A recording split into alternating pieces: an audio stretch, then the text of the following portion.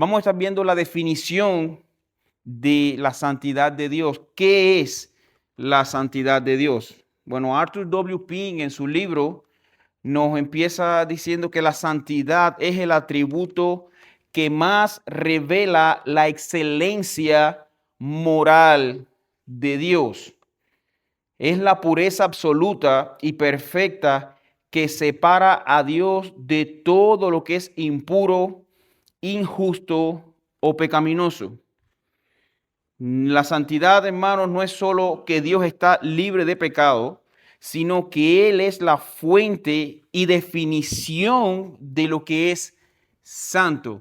O sea, lo que estamos viendo entonces, solamente el Dios, no es que Dios sea más santo, sino que Dios es la expresión máxima de lo que es santo.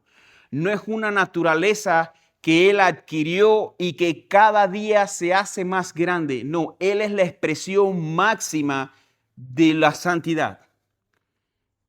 Y por eso nos podemos ver, y lo vamos a estar viendo más adelante, pero podemos ver el trato que siempre Dios ha tenido que tener con el pecado.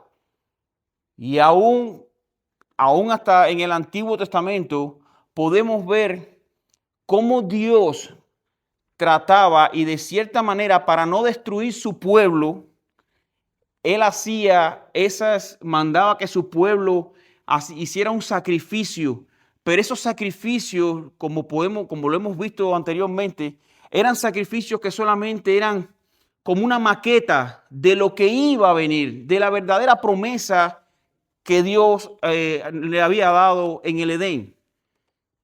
Pero ahí vamos a estar viendo también cómo la santidad de Dios no aplaca su misericordia, pero cómo también dentro de su misericordia Dios no pasa por alto el pecado a tal punto de justificarlo sin una consecuencia. Y es que en todas esas aristas que nosotros estamos viendo podemos ver la misericordia, la gracia, la bondad de Dios.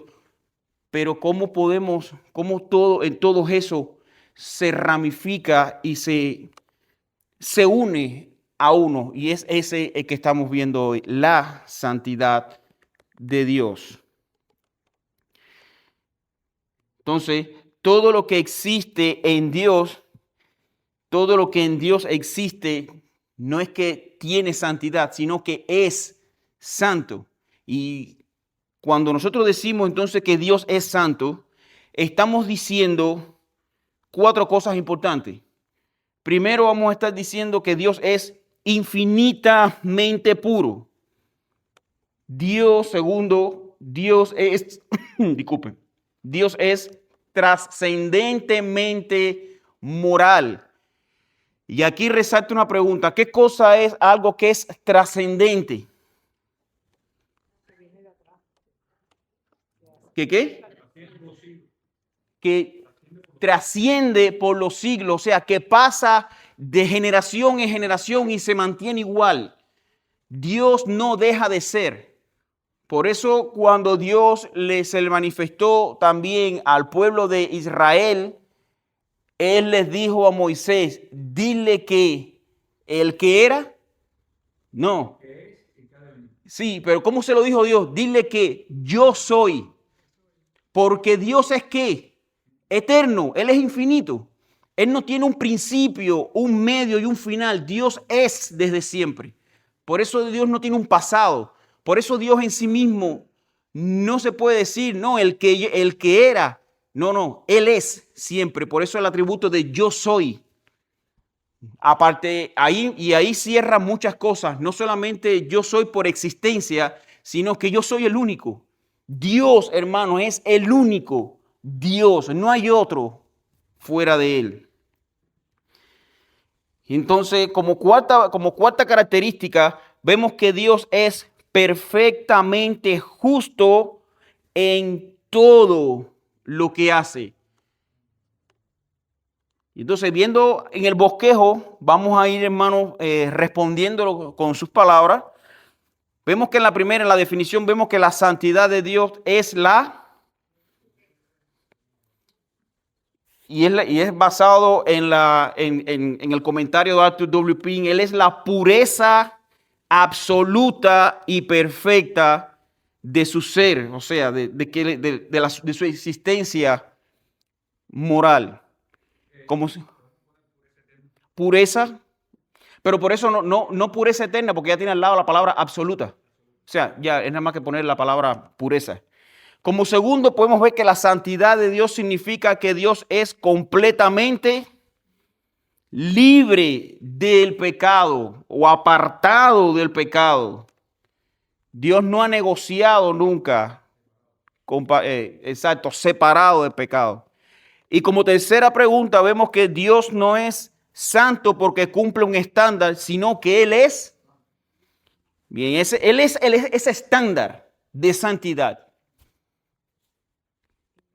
Y esto, viéndolo a grandes rasgos, o sea, lo que es la definición de santidad, entonces lo que podemos ver cuando nosotros podemos hablar de la santidad de Dios, lo que espero que se nos quede en nuestra mente, que Dios es el atributo, Dios es la expresión máxima de santidad. Entonces, viendo entonces como definición para seguir avanzando, Dios es la expresión máxima. Dios es la pureza absoluta, la perfección a todo ser de la expresión de la santidad. La santidad significa que Dios está completamente apartado del mal, del pecado. Dios no tolera el pecado. Dios no juega con el pecado.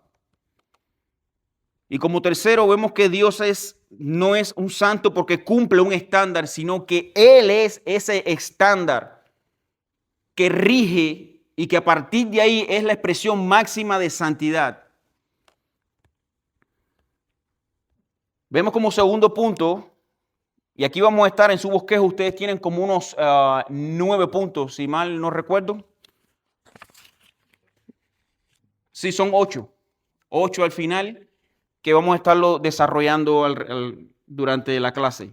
Como segundo vamos a ver la santidad, que es el atributo que corona a todos los demás. Para Pink, la santidad no es simplemente otro atributo, sino que es la belleza, armonía y perfección de todos los atributos de Dios. Y si podemos ver ahí, vamos a ver 6 características que él habla y dice que podemos ver cómo su poder es santo, su amor es santo, su ira es santa, su sabiduría es santa, su gracia es santa, su justicia es santa.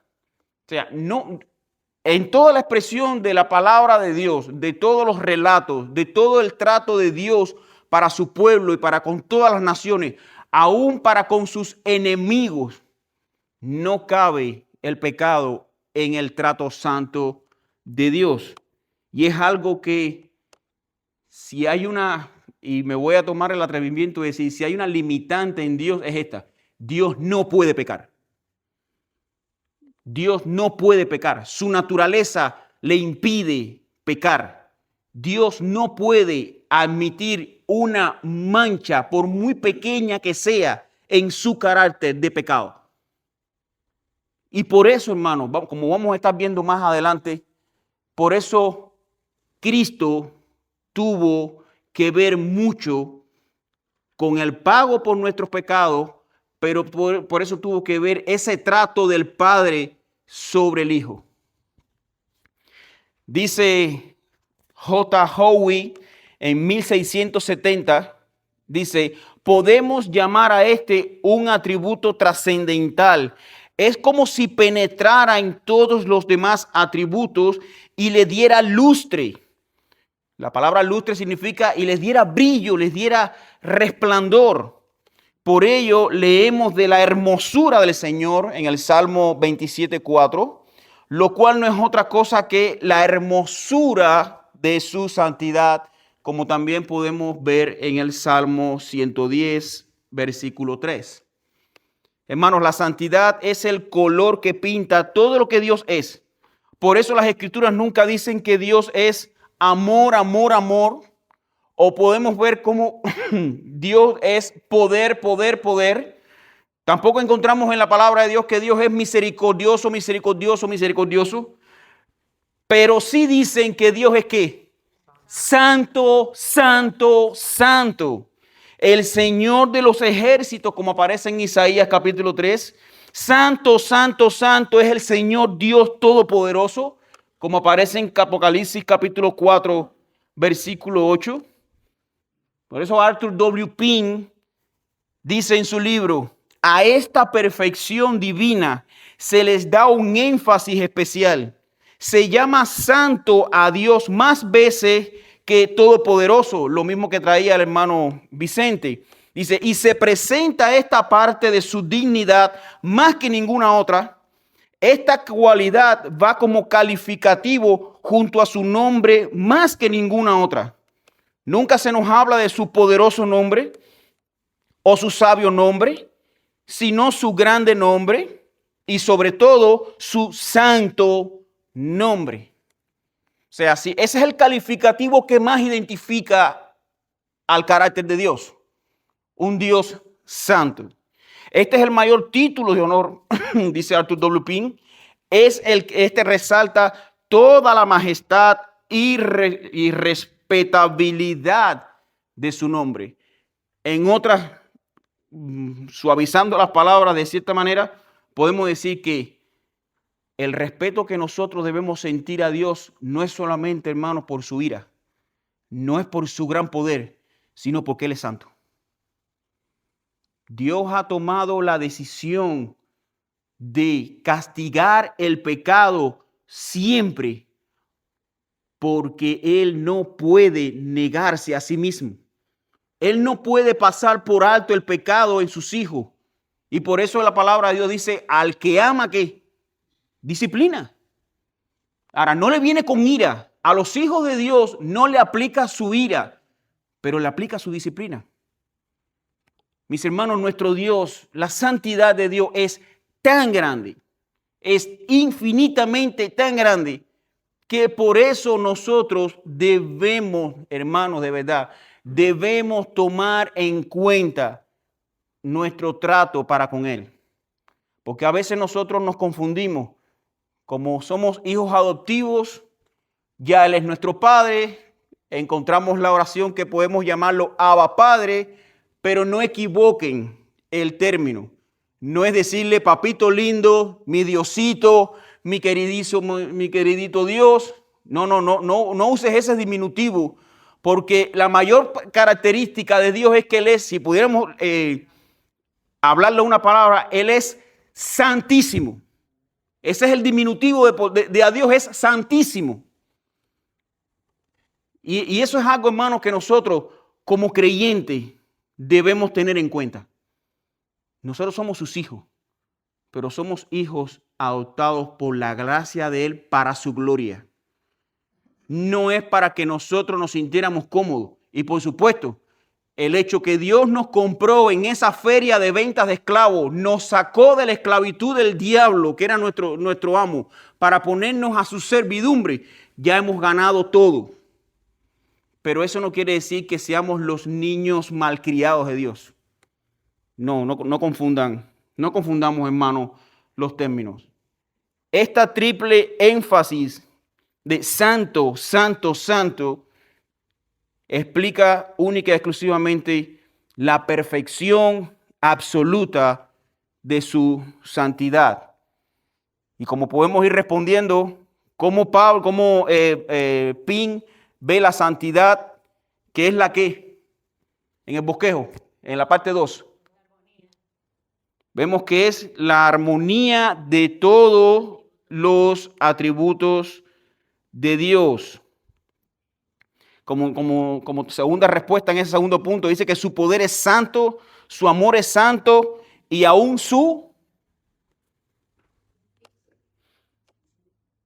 Y ahí podemos ver en el punto número 2, aún hasta su ira, su justicia, su poder es santo.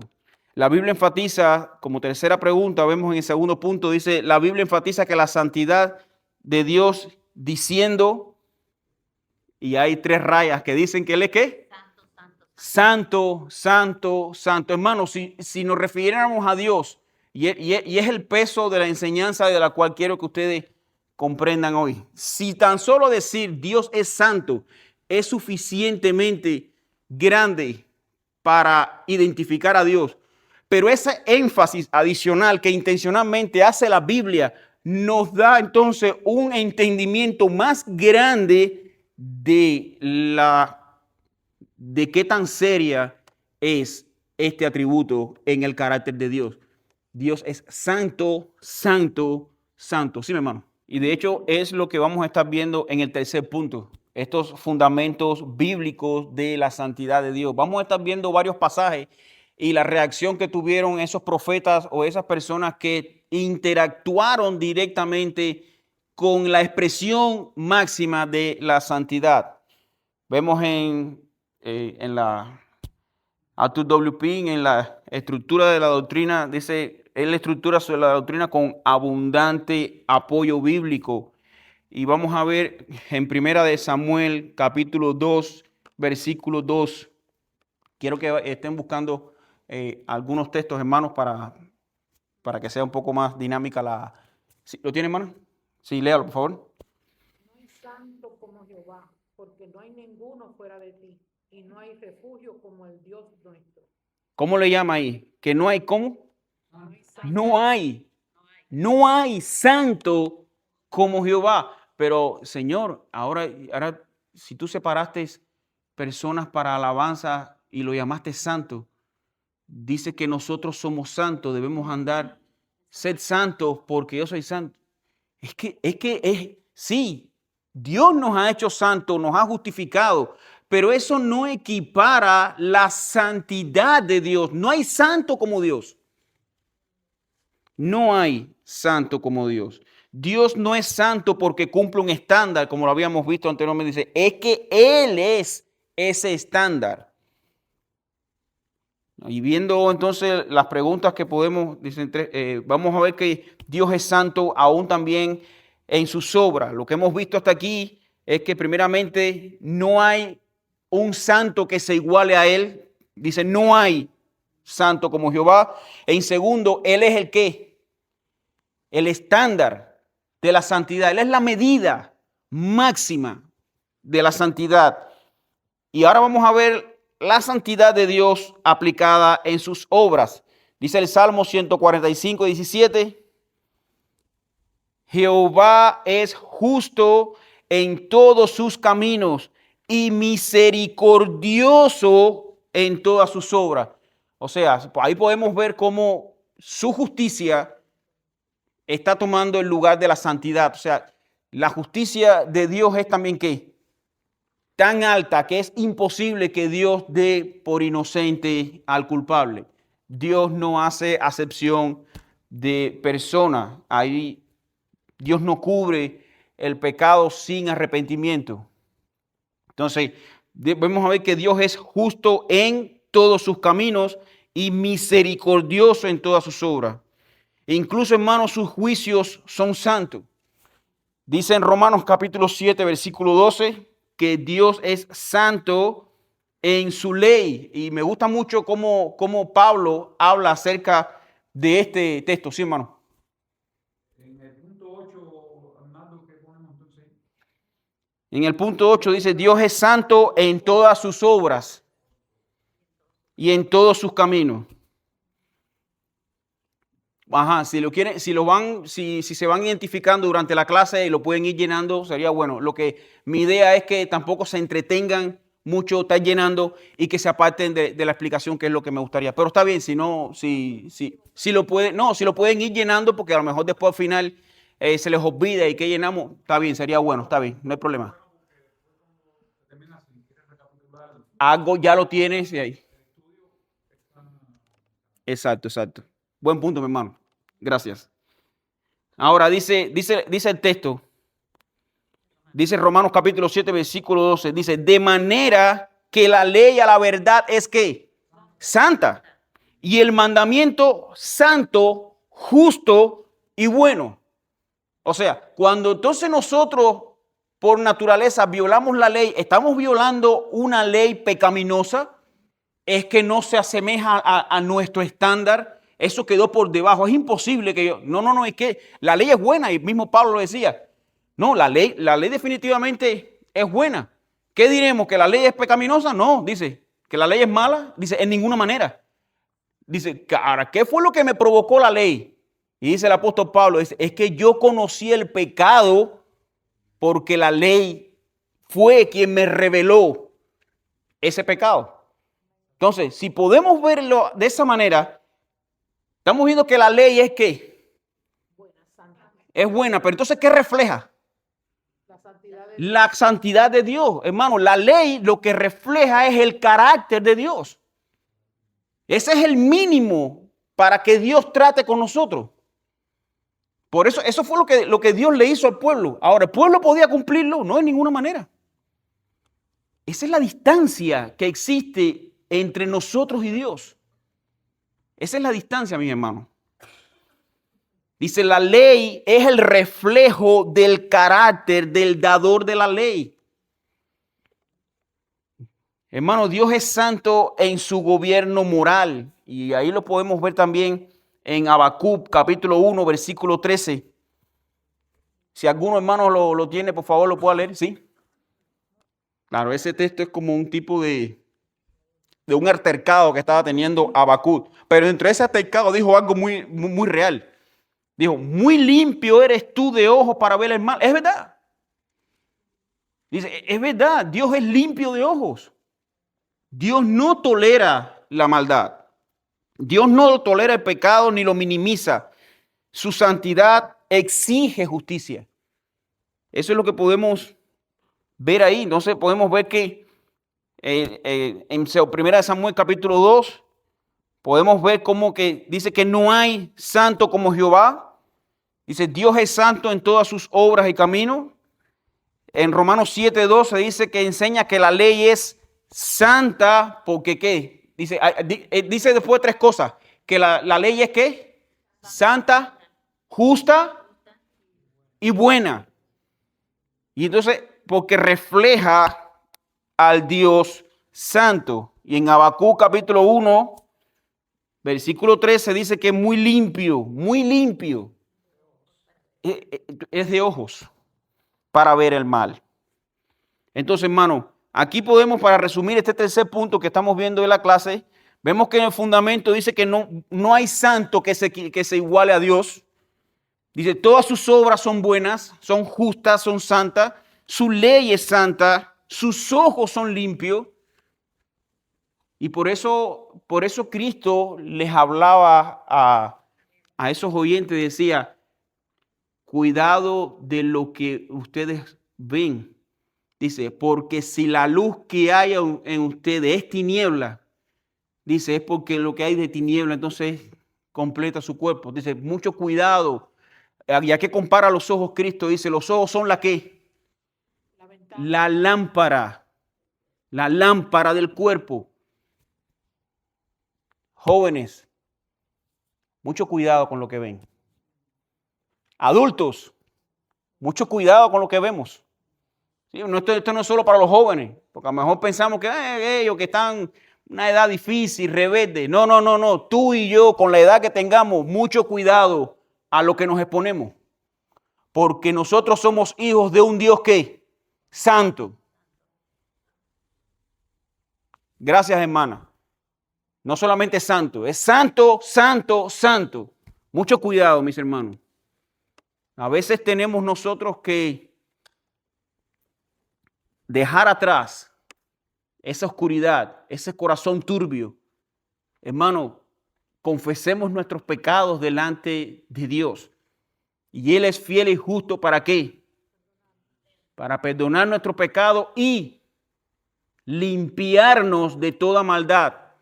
Dios no quiere que tú te arrepientas y sigas practicando ese problema. Dios no es ese padre compasivo y hasta indolente que el niño no lo hagas más y el niño, al final mi papá no me va a hacer nada, yo lo voy a volver a hacer. No, ese no es nuestro Dios. Nuestro Dios te ha dado la fe para que le creas, te ha dado la capacidad de arrepentimiento para librarte de eso que ofende a Dios. No creo que un cristiano genuino vuelva a caer o a practicar en el pecado que lo llevó al arrepentimiento. Él puede a lo mejor caer en otro pecado, porque ha descuidado varias áreas, pero ese que lo llevó al arrepentimiento, difícilmente un verdadero creyente vuelva a padecer. ¿Por qué? Porque entiende que con ese ofende a Dios. ¿Sí, mi hermano?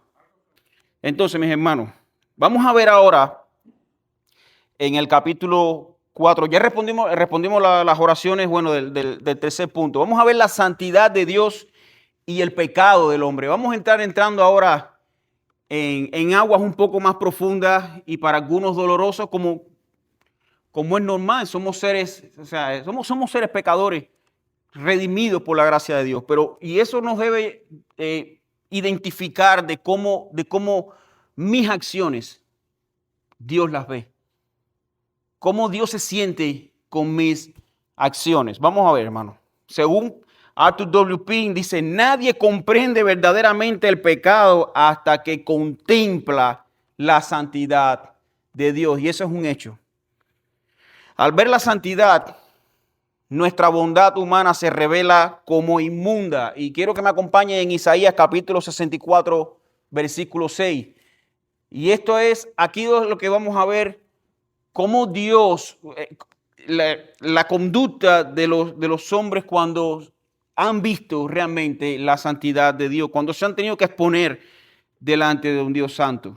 Dice, si bien todos nosotros somos como suciedad y todas nuestras justicias como trapo de inmundicia, y caímos todos nosotros como la hoja, y nuestras maldades nos llevaron como viento. Y esa es la descripción que está hablando el profeta Isaías. Ve que nuestra bondad humana, Dios la ve como ¿qué? Como inmundicia. Hermano, no hay justicia en nosotros que Dios tomó en cuenta para salvarnos, para perdonarnos. Dios lo hizo. En esta característica lo que estamos viendo es que Dios lo hizo ¿por qué? Por pura gracia. Dios quiso hacerlo. Tú no tenías absolutamente nada que proponerle a Dios para que Dios te perdonara. Señor, es que yo nací, ¿por qué tú me juzgas por mis pecados? Porque tú eres pecador. Mi hermano, mi hermana, tú sabes por qué Dios envió a su Hijo. Porque su santidad lo que iba a provocar en nosotros era que nos exterminara. Pero por su gran misericordia, Dios envió a su Hijo para que su total justicia se aplicara sobre tu Hijo y la grandísima misericordia imputarla sobre nosotros.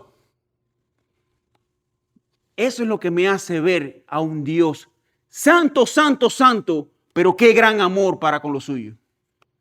Mira todo lo que orquestó Dios para que tú y yo hoy estuviéramos sentados aquí dándole gloria por la santidad que Él es. Por eso tú y yo debemos tener en cuenta, hermano, cuando tú y yo decidamos ser anónimos, querer andar sin ley. No, mi hermano. ¿Qué dijo Cristo? Si me amáis, pórtate bien, haz la tarea, llega temprano. No, guarda mis mandamientos. Es nuestra responsabilidad, hermano. Bajo la gracia de Dios, acercarnos, apartarnos del mal y ser santo, porque Él es santo. Nuestro corazón aparece como engañoso, Jeremías 17:9, ese texto lo conocemos. Engañoso es el corazón más que todas las cosas, dice, y perverso. Por eso yo siempre digo, hermanos, mucho cuidado con las expresiones de yo y mi corazón, y cuidado, hermano. Cuidado. ¿Por qué? Porque es un corazón engañoso y perverso. Dios nos cambió el corazón, amén. Pero todavía hay concupiscencias en nuestro interior. Cuidado. No te confíes en lo que tu corazón es. Confía en el Dios que ha cambiado tu corazón. Dice, estamos luchando también con una naturaleza que en otro momento fue enemiga de Dios. Vamos a ver Romanos capítulo 8, versículo 7. Dice, por cuanto los designios de la carne son enemistad contra Dios, porque no se sujetan a la ley de Dios, ni tampoco puede. Y ese es un texto muy importante, hermano. Nuestra naturaleza, ¿qué evidenciaba? Enemistad total de Dios. Nuestra naturaleza lo que hacía era manifestar, alimentar la ira de Dios. Pero sin embargo, dice, ahí en el mismo texto vemos que hay una incapacidad, pero también hay una tendencia. Dice, los designios de Dios son enemistad contra Dios porque no se sujetan a Dios. Esa es la tendencia. Ser desobediente. ¿Pero por qué? Dice, ni tampoco puede. Ese es un impedimento. Nosotros sin Dios no podíamos obedecer a Dios. Por eso es que necesitamos a Jesucristo. ¿Qué fue lo que dijo Isaías cuando vio de frente a un Dios santo? Cuando se topó con la santidad inquebrantable de Dios. ¡Ay de mí! ¿Que soy de qué? Muerto. ¿Que soy de labios qué? Inmundo. Hermano, si tú pretendes que tu conducta, poder cambiarla tú solo, poder acercarte, poder creer en Dios por tus propias fuerzas, es imposible. El ser humano por naturaleza está caído, maldito, perdido. Necesitamos de la luz de Cristo. Y necesitamos de la gracia que nos permita ver esa luz. Porque cuando esa luz se manifestó en el mundo, ¿qué hicieron los hombres? Amaron más las tinieblas que la luz. No querían que sus obras fueran reveladas.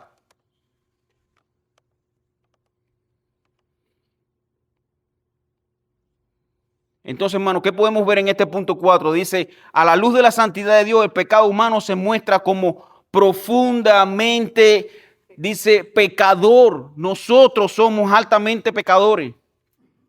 Isaías ve la santidad de Dios, exclamó, ¡ay de mí! Y reconoció su ¿qué? Su incapacidad, su pecado, su inmundicia.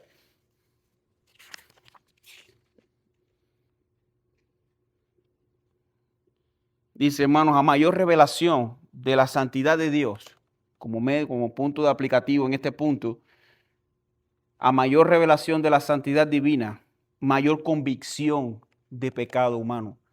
Nosotros nos vamos a ver cada vez más pecadores mientras más nos acerquemos a la luz de Cristo. Y es precisamente lo que tú y yo debemos hacer, acercarnos cada día más a Dios, para que el Señor nos muestre esas áreas oscuras. Como decía Juan, Él es luz y no hay tinieblas en Él. Entonces, si tú y yo nos acercamos más a esa luz, ¿qué va a pasar? Que los lugares más oscuros de tu vida, tus pecados más escondidos, esos pecados cariñosos, tú tienes, por amor a ese, tú tienes que desaparecerte de Él. Tú tienes que apartarte de esa manera de vivir. Cristo te va a hacer por su justicia. ¿Y cuál es la meta final? Que nosotros lleguemos a la altura de la profundidad de esa, ¿cómo dice el texto? De la plenitud de Cristo, que Él lo llena todo en todo. La meta final es que nosotros lleguemos a esa altura de la plenitud de la santidad. Y sí, Él la prometió. No es por nuestros esfuerzos, fue porque Él lo prometió. Él lo va a cumplir. Y aquí llegamos a un punto que hemos estado dándole pinceladas en todo el resto, durante la clase, y es la santidad de Dios en la cruz de Cristo. Pin señala que la cruz es la manifestación más grande de la santidad de Dios. ¿Por qué, mis hermanos? Porque allí vimos cómo Dios aborrece el pecado. Ahí vemos cómo su justicia exige castigo. Ahí vemos cómo su santidad es incompatible con la maldad. Y ahí vemos cómo Cristo sufrió el juicio que nuestra impureza merecía. Isaías 53:10 dice más, Jehová, me gusta leer ese texto desde el 9. Si alguien lo tiene, por favor, que lo lea. Isaías 53, versículos 9 al 10. Mis hermanos, tú escuchaste ese texto. Ahí describe primeramente que Cristo era totalmente santo. Él no estaba pagando en la cruz por su pecado. Dice, él no tenía, dice, él no se dispuso, ahí no había sombra en él. Pero sin embargo, dice el 10, más, dice, con todo y eso, Dios quiso quebrantarlo. ¿Sabes por qué? Porque Él no pagó por tu pecado, por su pecado. Él pagó por tu pecado y el mío. El santo de Dios se hizo pecado, no pecador, se hizo pecado para cargar con tu pecado y el mío. Hermanos, si Dios hubiera pasado por alto el pecado, dejaría de ser santo. Pero lo castigó en Cristo, mostrando la perfección de su carácter. Dios no puede pasar por alto el pecado. En Adán y Eva le dio, ¿cuál fue la misericordia que Dios aplicó en Adán y Eva? ¿Lo cubrió con qué? Mató un animal. Mató un animal. Y ese detalle, aunque no está claro ahí, está implícito. Dice que los vistió con pieles. ¿De dónde salieron esas pieles? De un animal. Desde siempre, desde el día 1, Dios siempre buscó un culpable. Sangre había que derramar para cubrir los pecados de nosotros. Sangre había que derramar para cubrir la vergüenza de nosotros. En ese momento fue un animal. Hoy fue Cristo. Pero Cristo fue suficiente para perdonar tu pecado y el mío de una vez y para siempre. En aquel momento solamente los cubría. En este somos justificados de una vez y para siempre.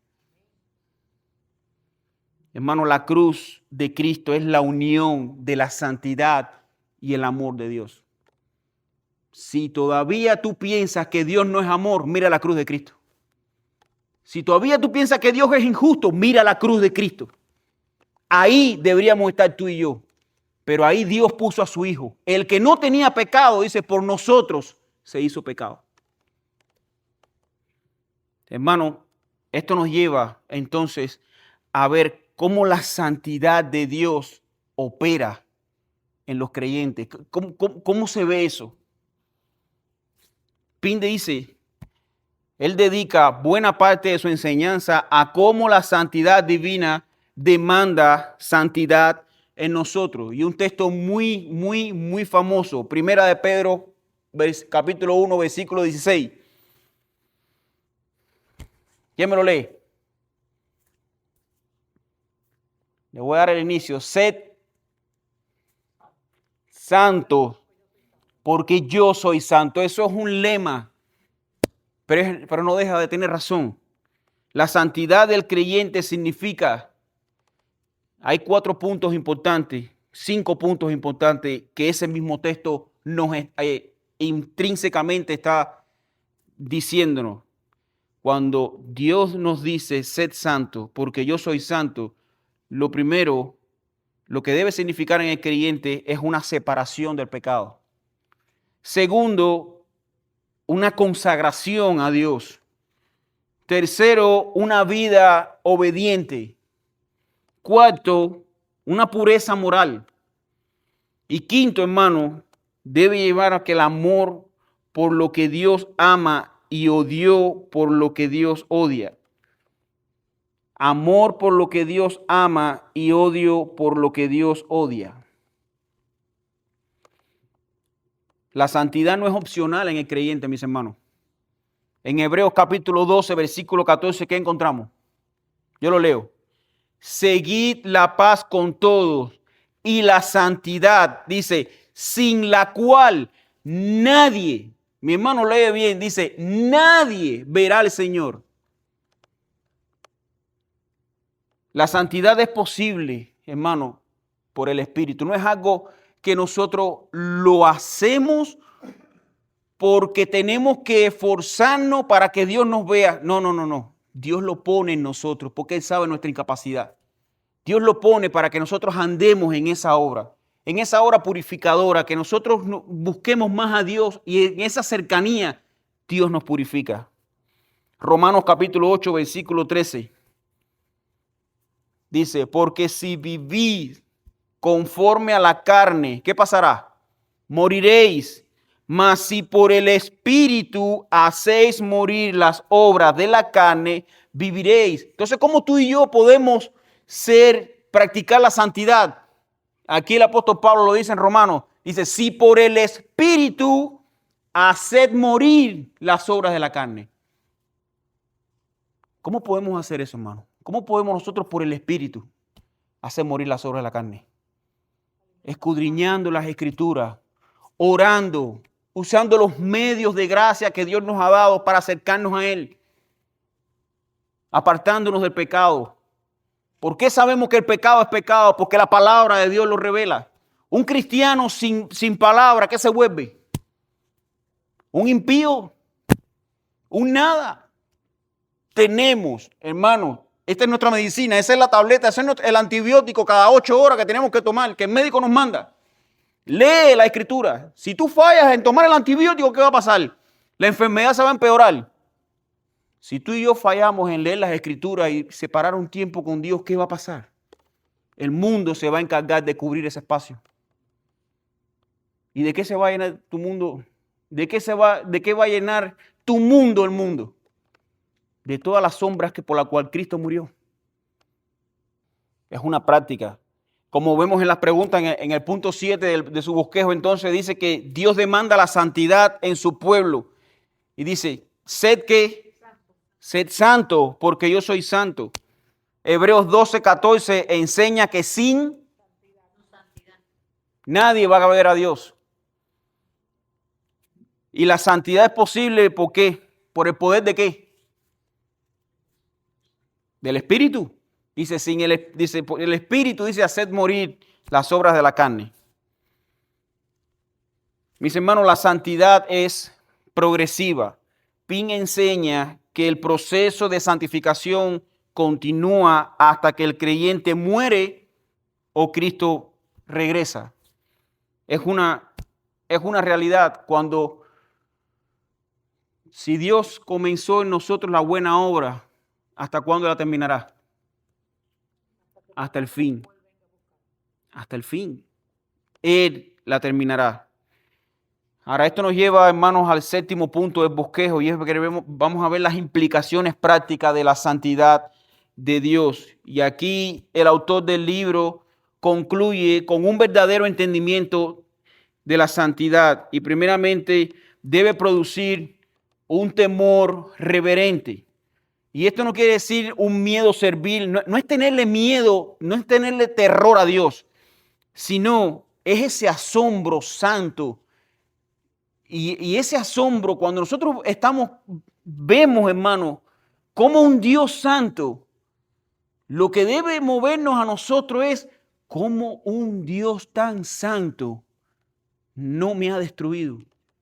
¿Cómo un Dios tan santo me ha permitido arrepentirme de los pecados? ¿Cómo un Dios tan santo ha decidido que su Hijo amado muriera y no me destrozara a mí?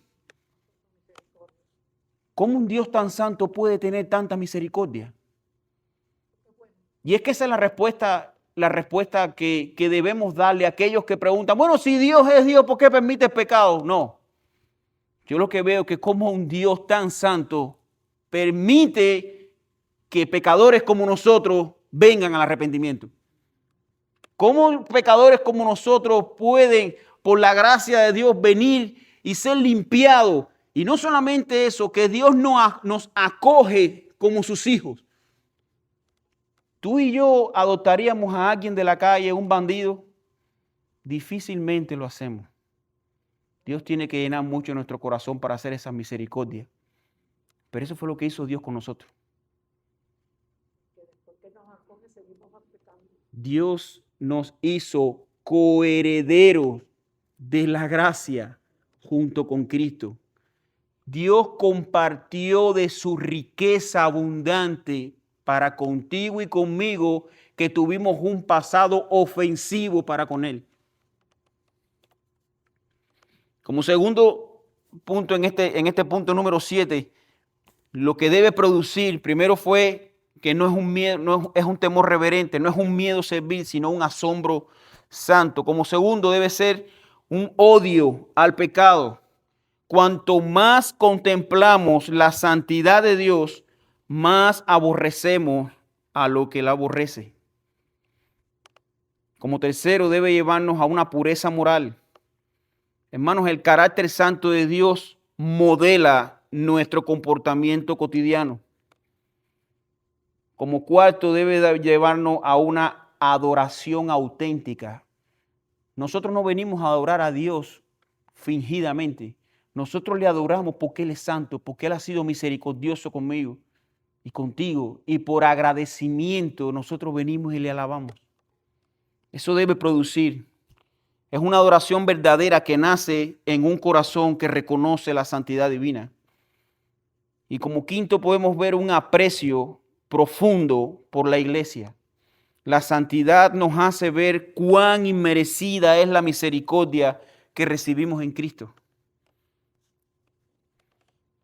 Y como punto número 8, hermanos, a modo de conclusión final, vamos a ver cómo Arthur W. Pink en su libro nos lleva a entender que la santidad de Dios no es simplemente un atributo más, sino que es la esencia de su ser y el fundamento de toda su relación con la creación. Vamos a ver que la santidad de Dios debe humillar al pecador, debe exaltar a Cristo, debe purificar al creyente y debe llevar a que el creyente glorifique a Dios. Esto nos debe conducir, hermanos, a una vida que declara como esos santos en el cielo llamaban a Cristo, santo, santo, santo es Jehová Dios Todopoderoso. Eso es lo que debe llevarnos desde aquí, desde este pedazo del cielo. Debemos llevar ese coro en nuestros corazones para clamarle a Dios y decirle, Señor, tú eres santo, santo, santo. Gracias sobre gracias por la gracia que tú has dado, has puesto en nosotros.